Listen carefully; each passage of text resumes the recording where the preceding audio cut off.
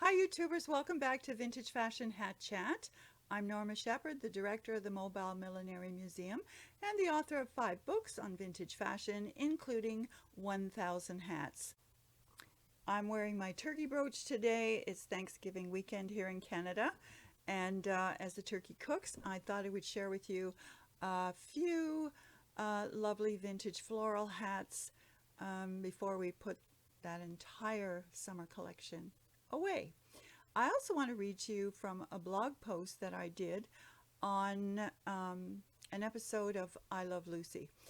I often talk about how hats have fallen out of fashion, and those of us who love vintage fashion, and particularly vintage millinery, we often lament that people just don't wear hats anymore. And there was a lot of good reasons why hats fell out of fashion during the second women's movement. And this blog post I want to share with you reflects a little bit about the negative side of all the social imperatives that went around the wearing of a hat, and also some of the drama and some misogynistic beliefs mid 20th century. So as a child of the 50s, I feel strongly about some of these things. So I'm going to begin with that, and then I'm going to share with you some lovely summer florals that I'm about to put away. Okay, I Love Lucy, one of the most popular television programs of its time, aired episode number 55, titled Ricky Loses His Temper. And they aired that February 22nd, 1954. As a Lucy fan, I have watched the whole series numerous times growing up and also more recently. And this one has come up a few times. It was at a time when it was de rigueur for women to wear hats in public, and make no mistake about that. I mean, you were expected to wear hats in public. Some women even had to wear them depending on their occupation at work. Aside from all the social imperatives surrounding the wearing of a hat, this was a time when women in Canada were even legally required to wear hats when attending court proceedings. And that didn't stop till about 1965 here in Ontario, and around that time in the other provinces as well. Sadly, many women could identify with Lucy when Ricky got angry with her for spending some of her household allowance on a new hat.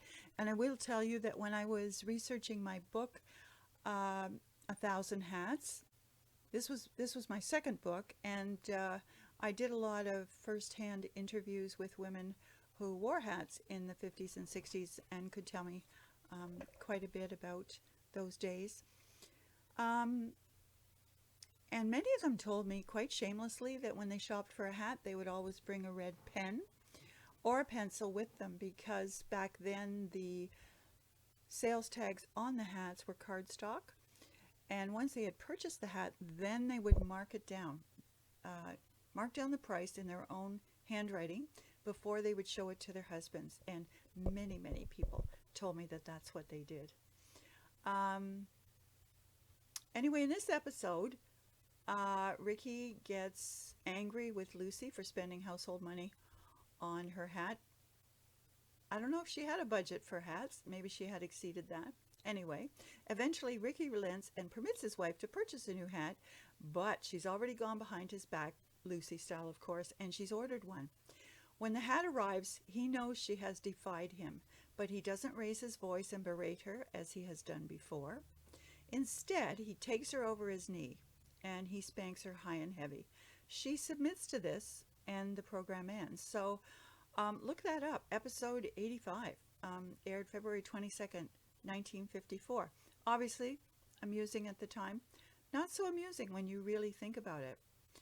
It's interesting to me that this scenario revolves around the purchase of a hat, of course. My interest in millinery is how it relates to women's social history, from the wide-brimmed hat-pin-adorned status-seeking hats of the suffragette movement, through the abandoning of hats as a symbol of liberation in the 60s and 70s, to the more recent adoption, I'm sure you'll remember this, of pink pussy hats, emblematic of women's marches, as recently as just a couple years ago.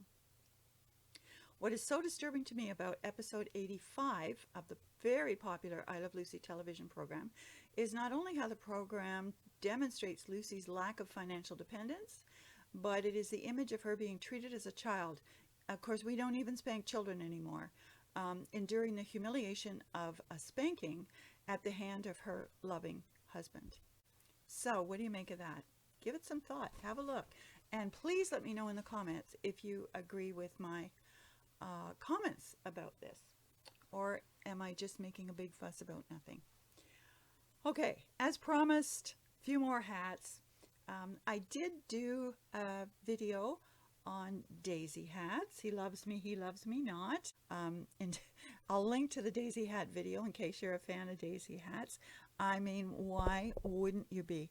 This is a beautiful straw navy hat with fabric flowers. This one is actually not from the Lucy era.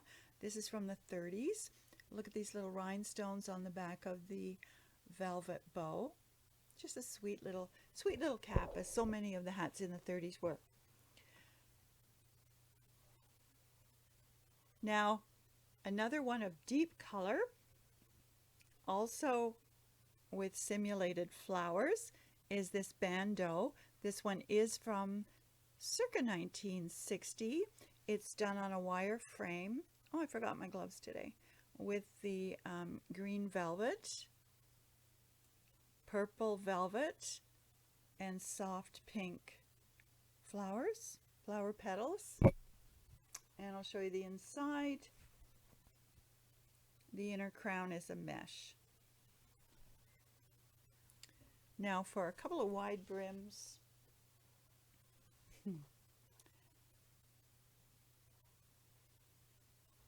This wonderful salmon colored straw also has velvet flowers.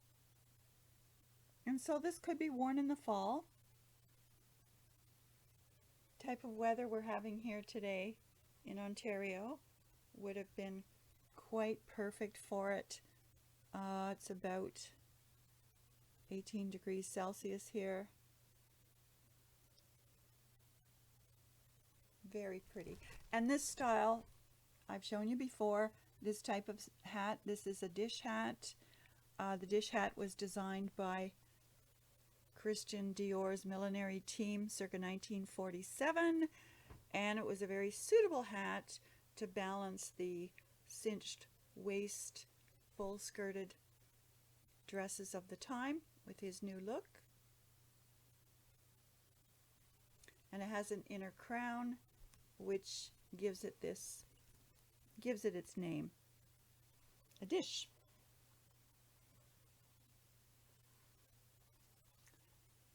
Now here's another lovely straw which could be worn this time of year. Lots of green. Of course, there's still green on the trees, even though some of them are starting to turn color. So this hat would be suitable for spring or autumn. This is part of our Aline Banting collection. Aline Banting was a portrait artist of international renown, and she her estate donated over 200 of her couture hats to our museum. I love the great big chenille centers of these flowers.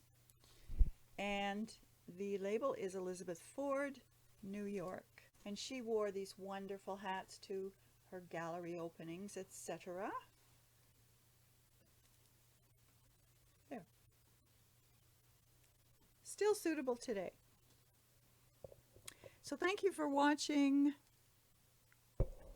If you've enjoyed this content, please hit like, share, subscribe. I post Mondays and Thursdays. So until Thursday, have a hatty day. And if you're enjoying Canadian Thanksgiving, have some turkey.